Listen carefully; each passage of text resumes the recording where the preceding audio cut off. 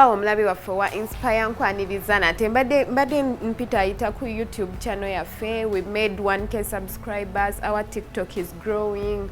Our Facebook is okay. So banange mbeebaza mwenna abayitayo ne mulaba stories ne mulaba ebintu bye tuteekayo. Thank you so much. Thank you so much.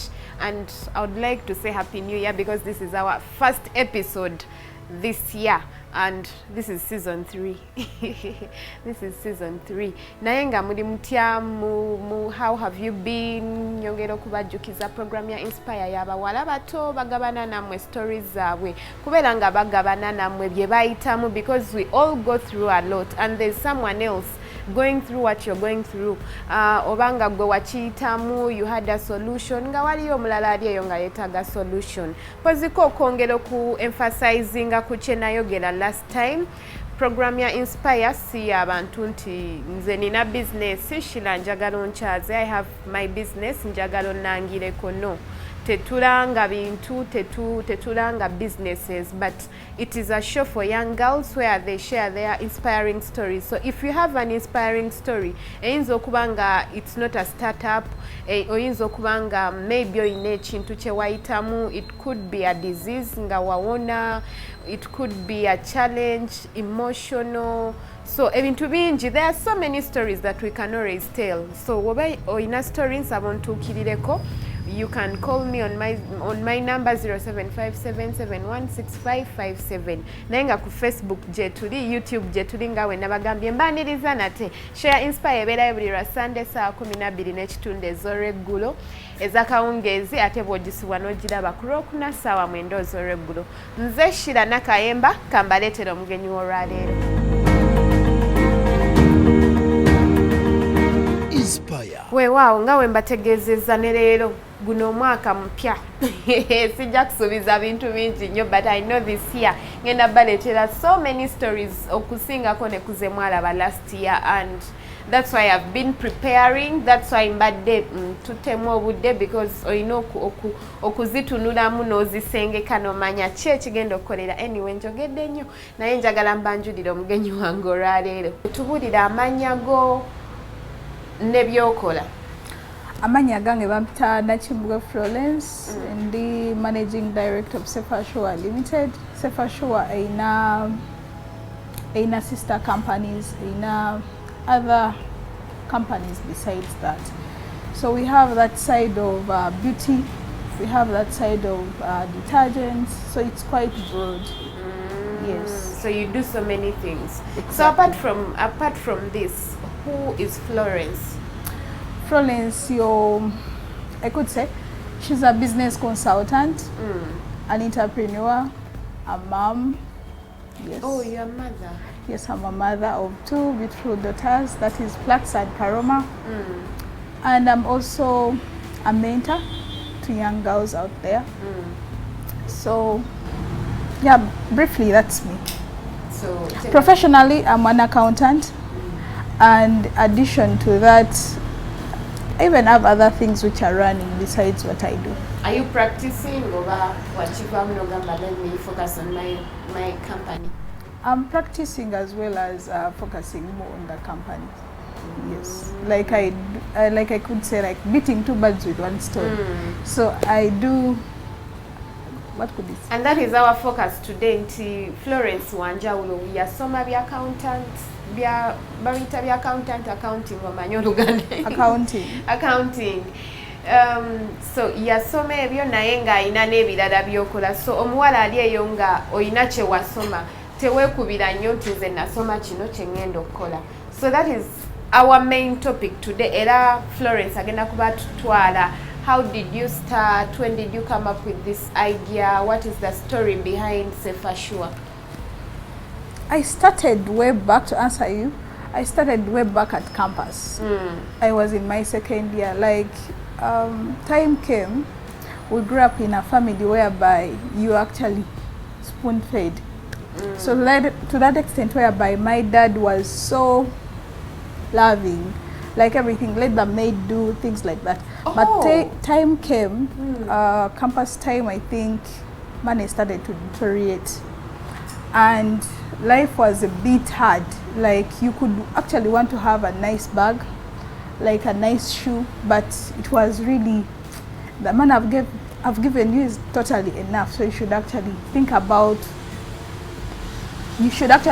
of the box and say, what can I do to see that I can be able to look good? That was at campus? Yes, that was at campus. Bwe wali eno mu classes ezo wansi life yali etya buli kimu kye wali oyagala wali okifuna briefly? When nali mu high school, my God, like I was really pampered. Like I could not even be like starving over anything because I was spoiled. You know, like how kids are, everything you want, you can get it, things like that. So my dad had a lot of supermarkets around, like Chalwajala, Ntinda, like different mini supermarkets. Like you could actually go there. And I remember the first year, because I was an evening student, so I could drive my daddy's car, go to campus, and people would think you are in a different level of class, but the cars you're actually driving, they are for your dad. They are for your dad. Like immediately after classes, I would actually drive back, go to the supermarket and be doing the accounting work. So that's why even I went ahead to pursue the accounting profession. But there, tuka ku campus, sente zikenderamu. So sente zikenderamu nga bino bibali batonoona, jayo kino, jayo sente. So life neberanga eri hard. I remember I started to do different side hustles to complement, like to keep up the standard, because nga kati awo sente zofuna ku supermarket tezikyamala ze bakusasula ate nga twagala. I remember at campus ngoyagala nnyo okwambala banayi, like you would actually want to be looking good every time. Change the bag, lero kuteya orange, nto yagala kwata ya black. But with that, I had to find ways to see that, not in a bad way, but in a good way, like sitting down to identify what can I really do, because I was really passionate about business, and looking at the fact that my dad was actually like my mom and dad, like they are the founders in terms of making businesses. Like my mom was into the spare part, bringing spares from China, things like that. So I sat down and I was like, what can I think I can start up somewhere. So I started with, maybe to take a little bit back, in my vacation of senior 6, my mom paid for me to see that I can get a skill of making jerry, jik, liquid soap. We wali mu form 6 mami nagamba. Kati that's go abyelondera ebyo oba no, because yagamba nga wanda kinyuma kubeera nga ali mu vac nabeera nga ali idle. So she paid for me, nenyiga those skills. So when nziga nengamba lwaki sitandikawo company ngekola ki ngekola ebyo ebintu. So I started. So bwe wanoonya sente ekirowoozo kyaddukira kweri skill gye wafuna n'ogamba I can start up something. Yes, exactly.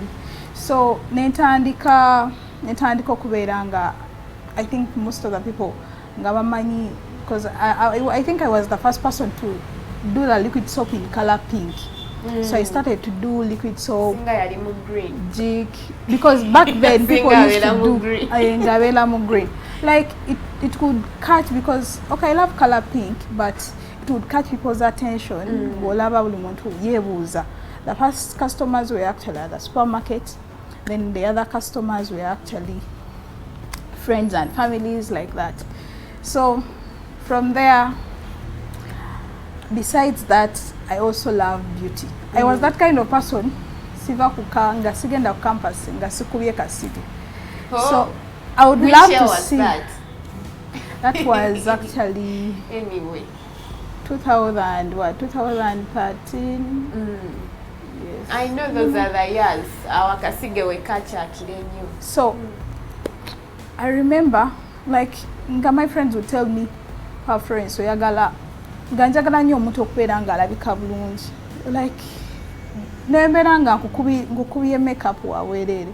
So I remember even how I practiced it, like okutandika okubeera nga njiga makeup nayigira ku mikwano gyange ngamba kuba nga tebansasula. Kitegeeza gwe tewagamba nti kangende mbisome bino ebya makeup wa I went back to enhance a little bit. Yes, ngamazo kulaba, but it was like polishing on so what I had. So which year was that at campus?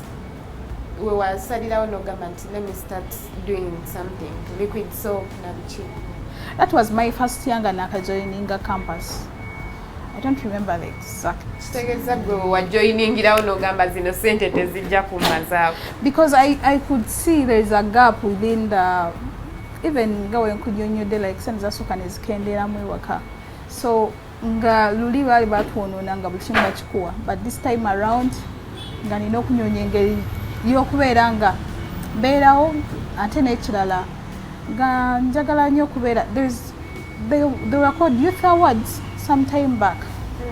Gaba awards, I think it was at Serena, something like that, because I had a group of people whereby we are invited ngabasoma young entrepreneurs, what like I would really be inspired to see other girls ngababa nominating Zesma, they do these things like that. So nengamba, why not? Let me start in my first This year. is a weird question, but anyway, I have to ask it. Abantu abasinga watandikola banga sente tezimumala. Goli wanjawulo nti walowoleza mu business, but there are other ways. Abaana naddala kati nga gwe wali tomanyidde kwekolerera, everything was done for you at home. Biki lwaki tewagamba nti waliya, of course I know oyina n'emikwano gyo abamu abagenda mu amakuba ago ffenna tugamanyi. Lwaki gwe ekirowoozo kyakugira n'ogamba yadde mbadde sikola, but I need to work, n'otatunuulira other ways of getting money? I'm that kind of person. Fear your parents, okay, we grew up from a Christian family. My dad and mom, they are so, you know, that family whereby everything God, everything you have to trust God. Like even if anything has actually happened, because Katonda. So I'm that kind of person. Actually, I can tell you, I completed campus without going to the club, and I don't like my friends found me weird. Like, okay, I could be like a stylish girl, but ngasigenda mu clubs, I didn't actually do none of those stuff. But I was so disciplined to that extent because of the family I came from, and respect, dignity, you know. Like you have a name to protect. Bagenda kusanga bagambe omwana waago ndilaba we yeeyisa. So that discipline kept in me up to now. Yes. Let me look at the business side instead of looking for other ways. And even I think the first step when you see my mom, I think she's that kind of person. Like she's so business minded, and from the word go, like you could see she can't sit there every time her obongo weda bukola ku speed agamba. I think waliwo kino kitambula katukola wetutya ekyo nno kijjawo kiri ekigamba nti omwana w'omukuza nga omukolera buli kimu kimwonoona. Omwana ayagala okwonooneka naye aba mwonoonefu. It all depends on embeera eri ewaka. Nti Florence yatunuuliranga bazadde be, yes buli kimu bakimukolera naye alaba bayiiya. They are business minded bakozi. Kyovula naye bwe yatuuka ekiseera ng'agamba nti sente zikendedde naye nino zifuna, naye yatunuulira ki kubo lya business. So tekiva kwonoona mwana, naye bingi. Tukyagenda maaso n'emboozi ya Florence naye katuwumulemu katono tukomewo tumaleyo emboozi ye.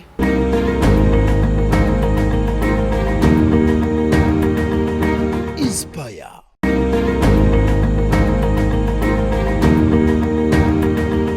Inspire. Weewaawo kulikayo nnyo mu kuwumulamu kwaffe. Tukyagenda mu maaso n'emboozi ya Florence. So Florence, obadde otugamba otuuka ovudde mu liquid soap, what was the progress like?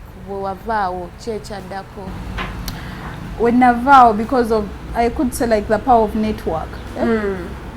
Tubeera ku campus, sometimes wabeerawo seminars or conferences. So there are some conferences nagenda ng'okwatendinga, and I networked with people abakyala abasingako obukulu.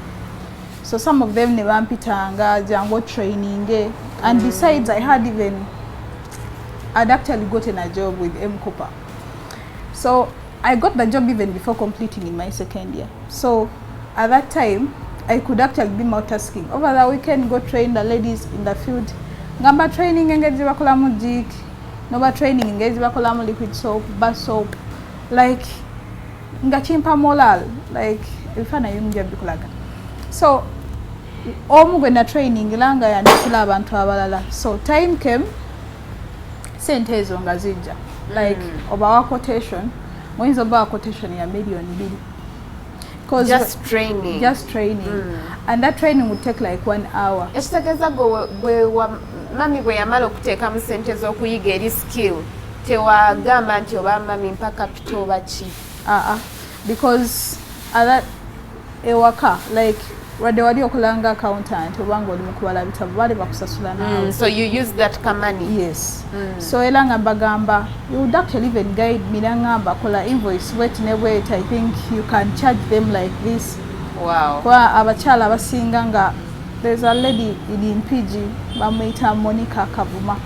So she called me nangamba there are ladies out here bali abakyala nga abiri bagala ba training engeri yokola mu candles kola bichebyo nangamba do you have a team? And by that time nalyo nemgamba no worries. Then there is a friend of mine bamuyita Bintu twali naye ku campus. Nemgamba Bintu omanyi there is this jig bagena to $1 million jantugende. My dad gave us the car tuteka mama after netuvuga netugende mpiji netutraininga nemani batuwa sente. Waliwo kyenjagadde, so bazadde bo bakuyambangako omanyi wobanga okyali muto oyina engeri ebintu bino ebyokupricinga abantu bisumbuwa. Oyinza underestimatinga oba oluusi n'osaba waggulu nnyo, so bo bakuyambangako ne bagamba okusinziira kino kola boti ne boti. So they actually guided me. I know so many people who know how to do those things. Naye they are facing challenges. Babayita jango to training ene tamanyi wa wakutandikira, tamanyi how to trust those people. So for you, how were you able to trust such people? Kubanga abantu oluusi we balaba nti ono asomesa akubira bukubizi simu tomanyi naddala kati ng'ogenda MPG. How easy was it for you? Like she actually gave me a direction. She was, by that time, that lady, she was actually head of finance. Yes. So she was head of finance and she was like, Florence, wala ebintu wadde jango postinga. Nolaba otya nojja traininga abakyala ba community, and from there like the network actually yagenda ekulanga yeyongerako day by day. So time came, naye na referring abalala jendi. So there's another lady in Entebbe Road, naye najja na approaching and njagala njige kino. So maybe to move away from that. So business negenda ngekula. Yes. So I got even a contract with Rhino Camp nga you could actually be supplying them. So even no manya, okay, there is that. And even it pushed me further okumanya nengamba, but there is even this other side of the makeup side. So for the makeup side, what I used to do, like we could wonder, you know, so for the makeup, we were out graduation. Or my manager, yeah, we no color makeup, so we could print out a poster. Or take a percentage. Now we go color blonde. So you could, yes, so you could. Even graduation. Exactly. So remember even the skill of the makeup. So I could in the morning ongo inokera saa 10 ngekusanga either makerere womanya graduation jeziri. So ngogenda kavugido wakati ngogenda nikabagako nga abajja ku motoka nga bagamba magala all that period of time nga tuli ku campus. So others became friends and you know like just bakola ko makeup. And so Maliriza campus. Maliriza campus. Were you able to finish your studies on time? Omanyengeri abantu abamwe bayingira mu businesses. Bitataganyamo sanga bambasabye zidedia bichi. Were you able to finish on time? I did, actually I did. I didn't get a retake. That I thank God. And I passed with a second class upper. Then also time came, I think in my last year, then I said, let me regularize the business. And the key partners, it's my mom, then plus my husband. So they pushed to see that I can be able to legalize the business and see that, yes, you can, because these things need professionals and what. So after that, was it 2017? Yes. So that's when we fully completed the registration of the business. You told me a story of how you bought the machines, nenga toina chifo bichi ebyo byonna. So time came, I was actually looking for space where I can actually put for the business. Nenyonya, I moved, you know how blockers are? They keep tossing around, daily, but and with God in terms of prayer and being patient. So I was able to get the location. So then you had already ordered for the machines, ngozifunye? Yes, I had already ordered for the machines. I'd actually selected, like even the power of the network, abantu bo dealinga nabo. So I could actually say, with help of friends, yeah. So I was able to get guidance. One of the person I could say, Fazila also helped me a lot in terms of the selection of the machine. Then there's another friend of mine. She's actually in USA. She's called Shamim. So I told her, Shamim, there is this and this, because she was already aware about where I wanted to go.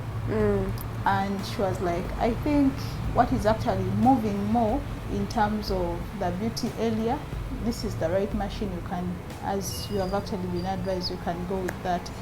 Then when I also, because I kept moving into different spas, like I could do the service because I wanted to see how can I actually be better in my line of service where I'm interested in. So again, no tambula spas ezenjawulo okusobola okumanya biki bye weetaaga. So wano wotuuse ki ekyenjawulo gwe ky'olina okusinziira nti zonna waziyitamu n'omanya nti most of them have steamers. Kyengamba gwe ki ekyenjawulo ekikyo kye waleetawo okwawukana ku biriwo? Actually, right now I could say we have, every Thursday we have a dermatologist who comes in case there are those skin conditions whereby they are really in bad states. Yeah, no one could you are beautician, you are, you know, but they need a dermatologist to be able to recommend. We have a contract with Calaban. Yeah, so we try to see that we give you the best and the authentic products. Tezina but dermatologist. I didn't even sleep, you can't imagine. Like, you know, when you're business minded, you keep on researching YouTube here and there. So different sources. This is what I found. Most of the spas had that steam. This one. Ngakeba ina koka. Ngateba ina the hydro machine. Nga what you see, these machines endala ozilaba mochi. Ozilaba muspas the UK, USA, things like that. So yes, exactly. Kuba abasinga right generation right now eriko eyagala nnyo kubeera nga yeisanga ba Beyonce, ba Rihanna, things like that. So I had to order for this 19-in-1. Ekola ebintu bingi. This is a magnifying glass. You can be able to see them from here. This is a steam. So when skin types we have this, and we'll have skin yomuntu one. This. So when I put it on, I can detect you have an oily skin, you have a dry skin. So berandaba exactly very results using this. Kati on top of that, twina abantu abamu nga bazaliwa ne watts oba ze Twitter obusundosundo. So this machine erekole ogwo mulimu gwe gumu ngejjako watts nga tukozesa kano. How long did it take you to learn all these machines, how to use them and everything? Zagenda okujja ng'omanya zikozesa oba zasooka kujja? I actually did a course in beauty. Oh, yes, I did a course in beauty. I went to South Africa. There's a lady there who does that in terms of beauty, things concerning how to do everything around here. So I want to go back, learn the derma fillers because it's now trending, and come next year. Kitegeza gwe towummula buli kaseera obeera oli mu research. So njagala nnyo okulaba nti bakasitoma mbawa the best. Kati ante eno ekola ku muntu ng'ayina skin ye eri dry, tayagala kaddiwa, tuteekamu amazzi mubiri gwo. Amazzi tugateekamu nga tukozesa this is an hydro machine. So ejjamu ebicaafu mu skin yo ne kuteekamu amazzi mubiri. So this is a body steamer. Tuteekamu akatebe n'otuulamu. Muteekamu akatebe? So muntu atuulamu. Tukasitwikisumulula nekigwa wansi. So this is how it operates. Muntu atuulamu neeno, munasobola okuyisaamu emikono. Wanateekawo essimu ye because time steaming is taking 30 minutes. So kati, the other things you are doing, liquid soap, bichi, ochabikola nabyo kati? They are running. Like, ne one of tukozesa liquid soap. It's actually made from us. So businesses are running, other businesses are running. Then you have people making these things? Yes, I have people making them. Yeah, we do supply to events, to communities out there. What are some of the challenges zosanze in this business? One, I could say inflation. You know, we are from COVID, so toward the outflow of money is not that consistent. Like abantu bayina sente sawa zine. However much they would want to look good, they would want to see that balabika bulungi. Naye sawa zine, you know, economically stable, so we have to pray to God. 5 years now. Next year, what are your plans? Our plans for next year is, by all means, I believe we shall be, I believe by God's grace that from where we are looking at having a label of our products, like rather than using, right now we are using different Dr. Watt or Nani Watt, but next year, come what, we intend to have our own brand in terms of serums, yeah. And you're already working on that? Yes, we are working on that, so that come what, come May. You're using your own products? Yes, we are using our own products. And you're investing in that for now? Yes, we are investing in that. Any last words to the girls out there? Also, already to focus in the business. Anyone who is starting up something, abali mulaini ya business, kubaka chigayiso kubawala abawala abali eyo mwena bakubiriza nti temwenyuma. The second thing, nti believe in yourself, everything is possible. The next step, plan, make a strategy, have a support team, because trust me, I'm not always here, but I know, like, I have a support team, anything which is actually happening here, so I trust them. And that is very important. Yeah, so as long as you build that trust within the workers you have and even make them your friends, be open, be flexible. Like, don't be that kind of boss whereby you are the only one who is actually making a decision. Let them be part of the entire plan and everything. Then the other last part, trust God, because Katondo nyini yabeera kwadde amagezi, because it's the source of wisdom. Yakuwa amagezi era yongera okubeera ng'omukkiririzaamu, ng'omusaba, abeera okubeera nga kutuusa ku step eddako. Lecho chikulu nyo, sometimes we have ideas and we think byaffe, but there's someone who gave us those ideas and he knows where the provision is. Nti ye bw'aba ayagala okugabirira gw'olina okwebuuzaako. Obuzibu tweteeka nnyo mu fix, buli kimu n'oyagala okyerowooleze, buli kimu n'oyagala okyekolere. Naye nga there's someone who gave you that idea. He knows buli kimu kye weetaaga we kiri. Anyway, that was Florence's story. There's a reason why I chose her to be our first guest this year. Nti twagala kubeera nga twekulaakulanya, twagala kubeera nga tukola ssente, manyi muyina ebintu bingi bye mwogedde ku 2023. I'm going to make money, I'm going to be like this. So that's why I wanted to bring a business person ababuulire her side of the story, how she has managed to do it. Now omuwala ali eyo ng'obadde onoonya w'otandikira kansuubire omanyi nti kati naawe osobola okubaako w'otandikira. Nze Shira Nakayemba, tusisinkane wiiki ejja ssaawa 12:30 ez'akawungeezi, ate bw'oba ogisubiddwa eno osobola okugiraba olwokuna ssaawa 9 era mmanyi waliwo abali mu kugiraba ssaawa zino omwendo ogw'emisana. Mubeere bulungi. Inspire.